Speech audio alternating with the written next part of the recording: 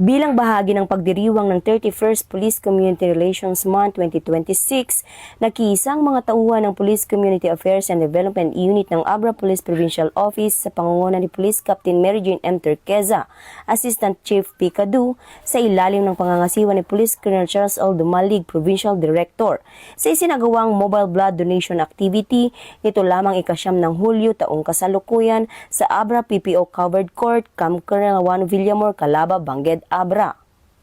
Nakiisa rin sa nasabing aktibidad ang mga tauhan mula sa iba't ibang municipal police stations at provincial mobile force companies ng Abra PPO.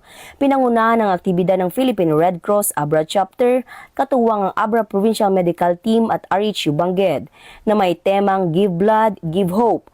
Together we save lives. Be a hero, donate blood.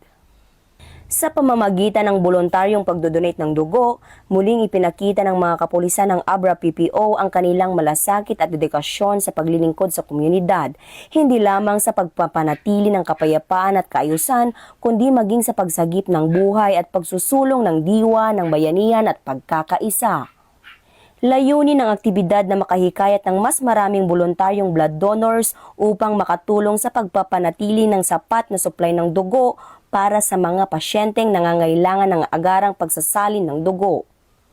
Patuloy na pinagtitibay ng Abra PPO ang adhikain ng bagong PNP na maghatid ng serbisyong mabilis, tapat at nararamdaman sa pamamagitan ng mga programang nagpapakita ng malasakit, pakikipagkapwa at aktibong pakikilahok sa mga gawaing makatao para sa kapakanan ng komunidad.